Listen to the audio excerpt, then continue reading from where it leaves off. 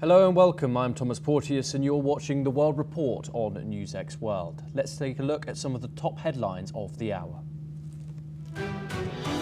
US President Donald Trump says he has signed a bill requiring the release of government documents on Jeffrey Epstein.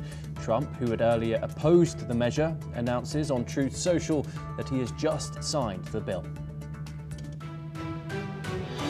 Senior Pentagon officials, led by Army Secretary Dan Briscoe, arrive in Kyiv to meet President Zelensky and discuss efforts to end the war with Russia. The visit comes as reports emerge of a new peace plan and after a Russian strike kills 26 people in Ternopil. Ukraine says at least 26 people are killed and dozens are missing after Russian drones and missile strikes hit apartment blocks in the Ukrainian city of Ternopil. Officials say nearly 100 are injured as Russia launches hundreds of drones and missiles, damaging energy and transport sites. A Philippine court sentences former Mayor Alice Guo to life imprisonment after finding her guilty of human trafficking. Authorities say Guo, later identified as a Chinese national, ran for office under false Filipino identity. Sudan's Army Chief Abdel Fattah al-Burhan says his council is ready to work with the United States and Saudi Arabia to help end the conflict. The statement thanks regional mediators and follows President Trump's pledge to coordinate efforts with Gulf states to stop the fighting. The Israeli military says Hezbollah is violating a ceasefire by rebuilding operations in southern Lebanon near the Israeli border. It says dozens of sites, including headquarters and weapons stores in civilian homes, have been identified around the village of Beit Leaf. Hamas condemns new Israeli airstrikes in Gaza as a dangerous escalation, warning they threaten an already fragile ceasefire.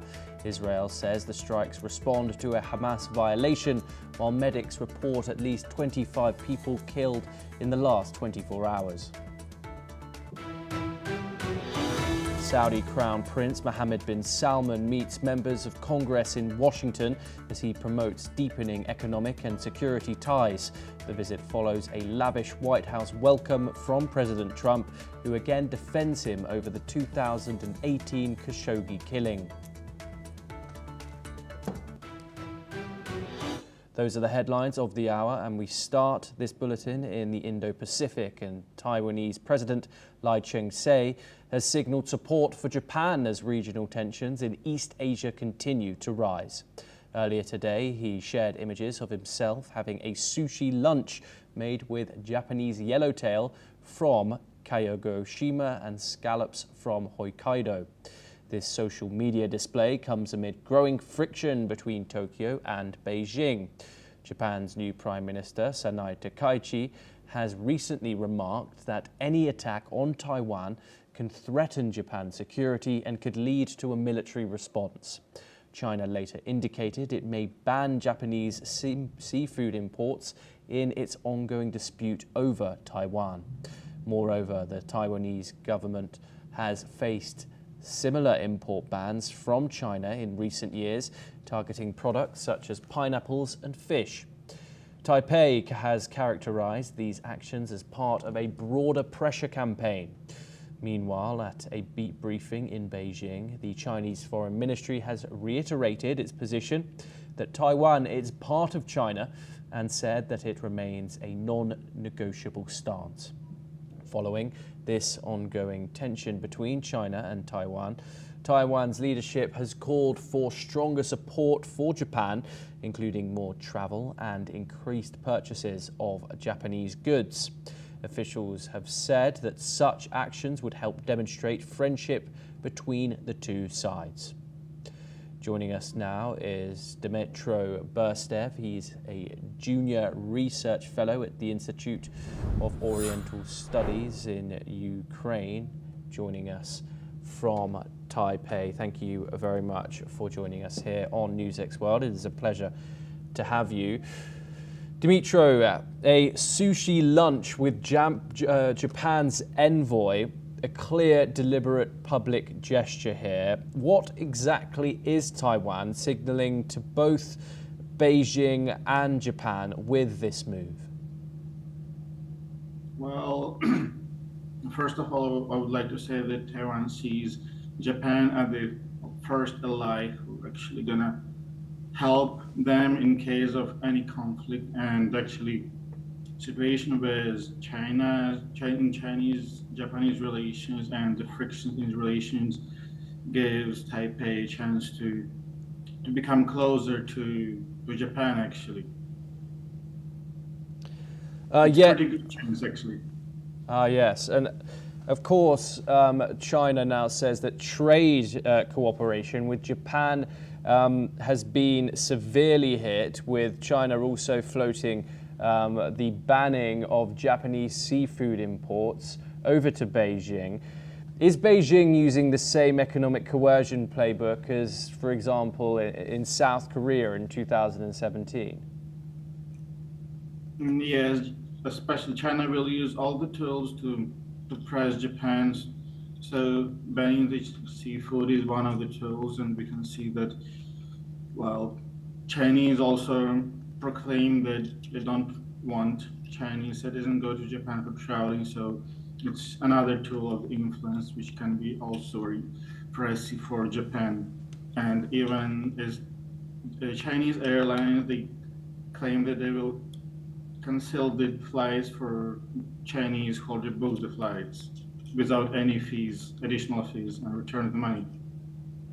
Yes, and Dimitro, of course, it has been just a few weeks since the APEC summit where we saw the new Japanese Prime Minister, Sanai Takaichi, shake hands with Chinese President Xi Jinping.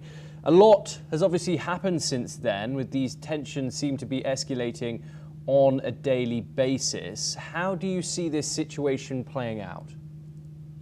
Well, at the same time, the Japanese Prime Minister also met with Taiwanese representative in ASEAN forum. So it's also a very important sign that Japan isn't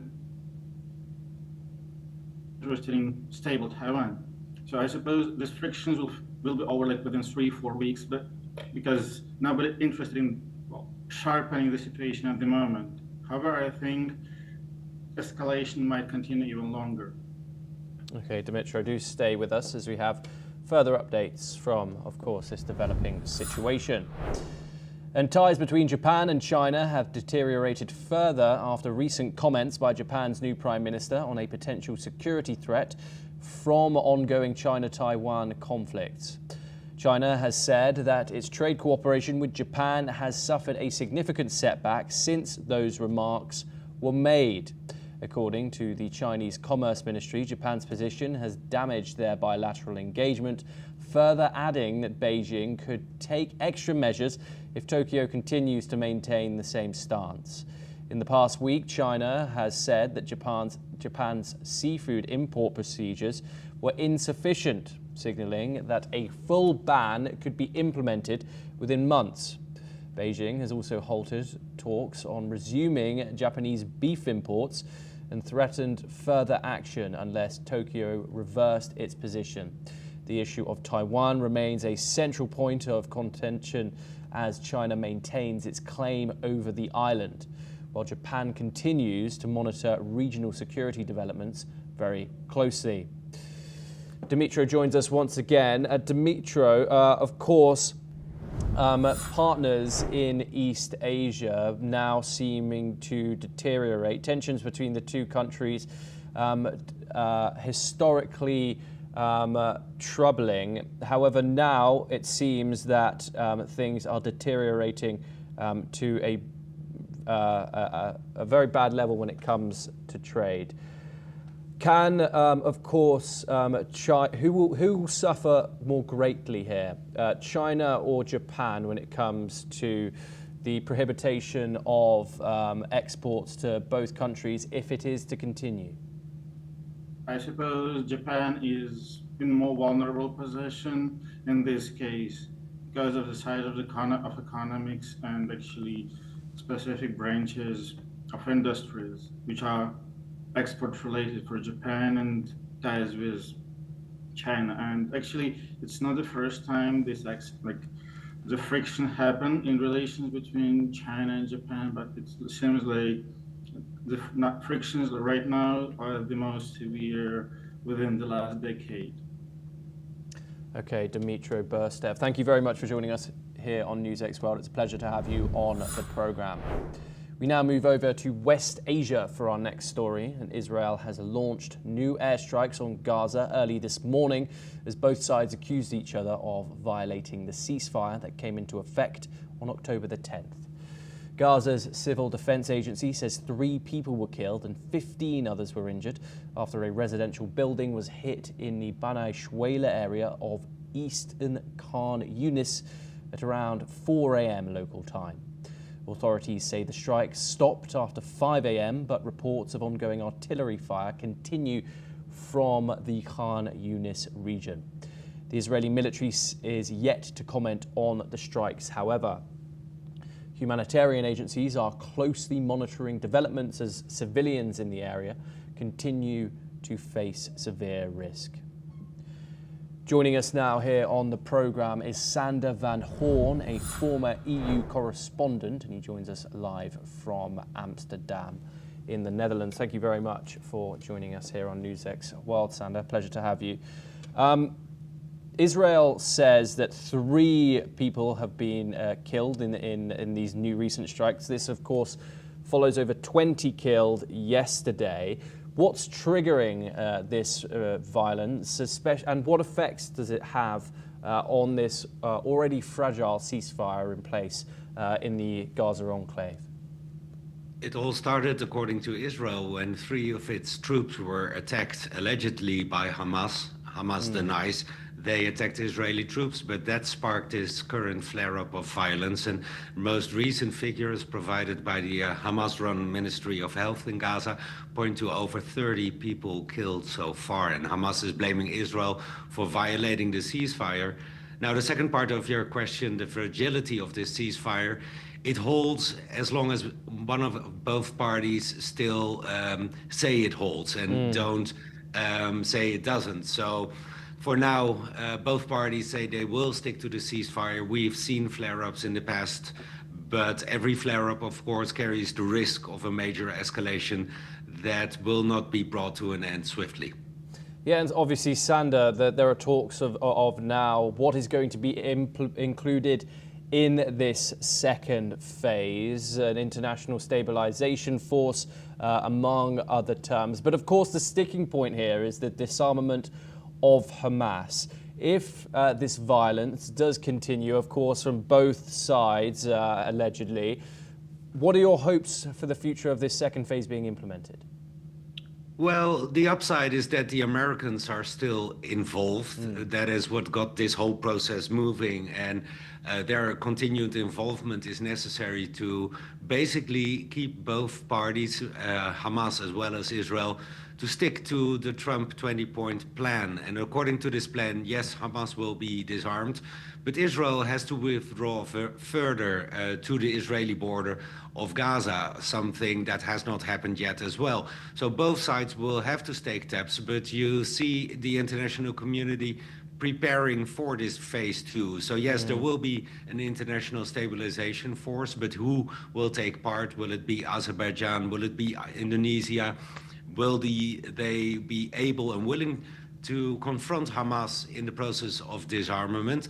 And there's even thoughts that go even further ahead. For example, the European ministers of foreign affairs today are discussing training a police force for Gaza. Well, that is like a dot on the horizon, but the first step, of course, is to make people on the ground, the Israelis and the Hamas fighters, understand that they will have to stop fighting in order to proceed with phase 2.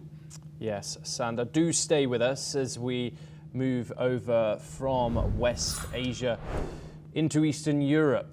And of course, a senior Pentagon official led by US Army Secretary Stan Briscoe have arrived in Kiev to discuss efforts to end the war with Russia. Their visit follows reports of a new US-Russia framework peace plan allegedly drafted by Trump's envoy Steve Witkoff and Russia's Kirill Dmitriev, which could require major concessions from Ukraine, including giving up remaining territory in the Donbass and reducing its military. Neither Washington nor Moscow has confirmed the plan, however, but US Secretary of State Marco Rubio said a durable peace will require difficult but necessary concessions. European leaders, including Kaja Kallas and Joan Noel Barrot, warned that any plan must have Ukrainian support and cannot involve capitulation.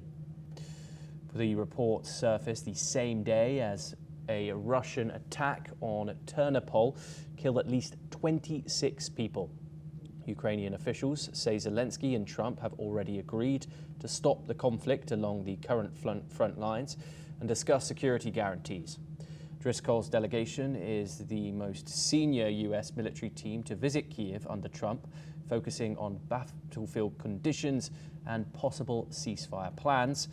Meanwhile, details of the 28-point Witkoff-Dmitriev plan continue to circulate, though Ukraine maintains it will not cede territory and Russia says its original demands remain unchanged. Joining us once again is Sander van Hoorn to discuss this ongoing situation in Russia and Ukraine. Sander, this is the most senior US delegation to visit Kiev under the second Trump administration. Before we get into the aspects of this new peace plan by Dmitriev and Witkoff, what message is Washington trying to send by dispatching this delegation to Kiev right now? They want this war to be over. They want another peace deal that Trump can claim he made possible. And the pressure is now on the Ukrainians. The Ukrainian President Volodymyr Zelensky is under heavy fire already internally because of corruption scandals. And now he's facing a deal that he, from his perspective, cannot possibly agree on. Yeah, and Sander, of course, with Ukraine reportedly losing territory on the battlefield, both in Donetsk and other regions. This 28-point plan reportedly calls for Ukraine to give up the remaining Donbass and scale down some of its military while Ukraine will receive security guarantees from the Trump administration. Of course, Zelensky has reiterated time and time again its territorial integrity will remain as it is. Do you think this 28-point plan, if the reports do turn out to be true, could be remotely acceptable to Kiev, given the current circumstances? Well, if you have to draw lines from past remarks by Zelensky, then it will be in no way acceptable. He does not even want to talk about ceding the Crimea region of Ukraine, which has been held by Russia for a long time. And it would not only mean this 28-point plan as we know it from leaks that have transpired so far. It wouldn't only mean like ceding the parts of the Donbas region that are being held by Russia right now.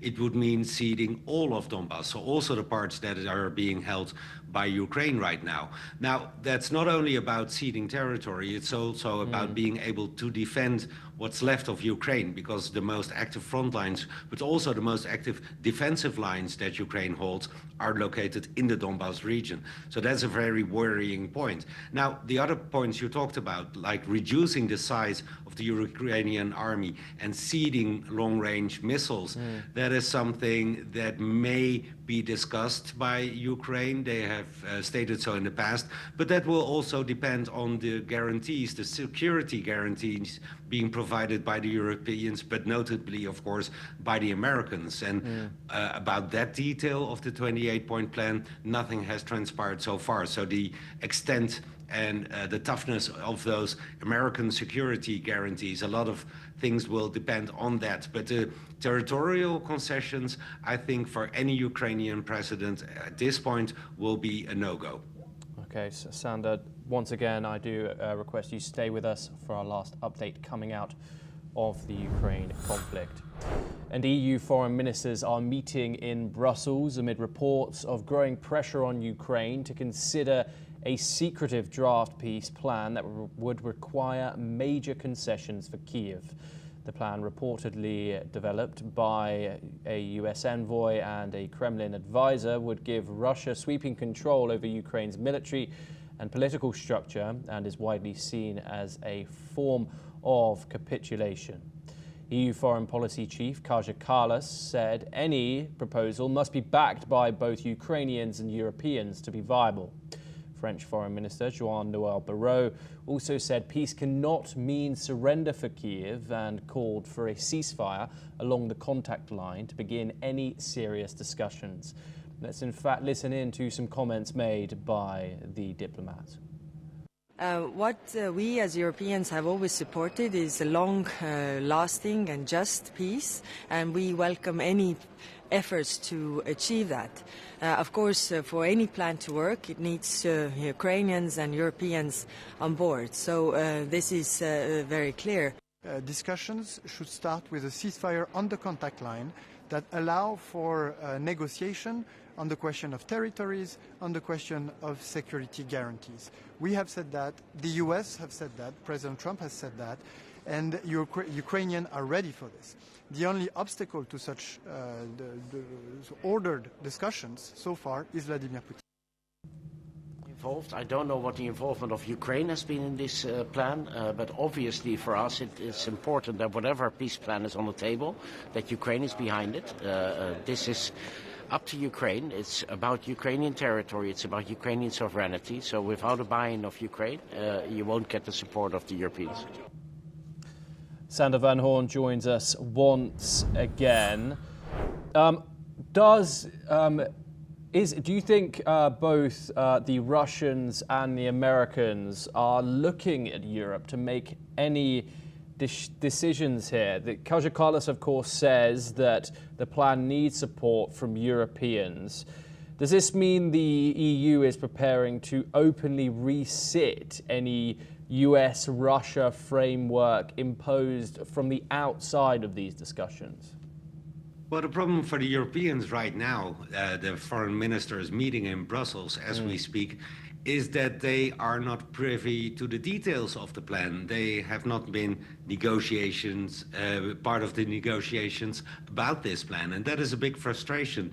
So will they, just as Ukraine, be left second-guessing what the Americans and the Russians agree upon, and will they be left to pay the bill in the end? That is the questions that will be raised in Brussels today. And can Ukraine actually resist the Americans if they don't agree with the plan? Because the problem is that Ukraine is getting the most of the money from the Europeans, but most of the weapons that are being delivered, and sometimes they are paid for by the Europeans, those are American weapons. So there's only a certain extent that you can say no to the Americans. But the Europeans, and you could hear it in the quotes that you just aired, the Europeans are increasingly worried and frustrated about the way these talks between Russia and America are going. Sander van Hoorn, thank you very much for joining us here on NewsX World. It's a pleasure to have had your insight here on the programme. We now move on, and at least 26 people have been killed, including 3 children, in a Russian missile strike and drone attack in the western city of Ternopil in Ukraine. The strikes reportedly hit 2 blocks of flats in the western city of Ternopil. Ukrainian President Zelensky has said that 22 people remain missing at the site of the Russian attack in the Ukrainian territory. Ukraine's Air Force said that it had shot down 442 out of 476 drones and 41 out of 48 missiles launched by Russia during the strikes. Energy facilities, transport and civil infrastructure were also damaged elsewhere in western Ukraine. Electrical supplies are already being rationed, and after the latest attacks, the Energy Ministry announced more power cuts across the country. We, of course, will keep you updated on everything coming out of the conflict as soon as we get it here on NewsX World. Now we move over for our final story to South Asia, and as the air quality index in Delhi continues to hover at hazardous levels, residents called for the government to take more action to mitigate the city's crippling pollution crisis. The city's air quality index was recorded at 399, ranked as very poor as per SAFAR, a weather forecasting agency. Delhi and surrounding districts are often covered in smog during winter, as cold, dense air traps emissions from vehicles, construction sites and crop burning pushes pollution levels to among the highest in the world.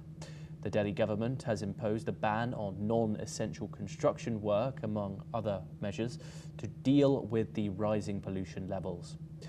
Meanwhile, here is what some residents of New Delhi had to say about the state of pollution in the capital. Sir ये pollution अब से थोड़ी 10 साल से 15 साल से चल रहा है। इसका कोई स्थायी इलाज नहीं है जब तक सरकार इसके ऊपर गंभीर रूप से काम नहीं करेगी।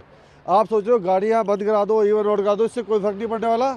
टारगेट रखो कि साल के कम से 2 करोड़ पेड़ दिल्ली में लगाने हैं, ये टारगेट रख के चलो। आप सोचोगे आज गाड़ी बंद करा दूँ, कल बिल्डिंग बंद करा दूँ, सरकारी बिल्डिंगों के काम चल रहे हैं, प्राइवेट बंद कर देते हो, इससे कहाँ पोल्यूशन रुकेगा? और कोई सरकार गंभीर नहीं है। पराली हज़ारों सालों से चल रही है, तब दिल्ली में पोल्यूशन नहीं आता। एक ही महीने सोचते पोल्यूशन है, पूरे साल की हालत है दिल्ली में। सर जी ये पोल्यूशन कम होना चाहिए। अब देखो इस पोल्यूशन के चक्कर में मेरी वाइफ इतना बीमार हो रही है, कुछ नहीं, उसके चक्कर में सुबह सुबह आना पड़ रहा है मेरे को। हालांकि सरकार कहती है कि सुबह सुबह बताओ पार्क, मगर क्या करें, मजबूरी है, उसको कम करना चाहिए pollution. Now that's all that we have time for. Keep watching NewsX World for more international updates.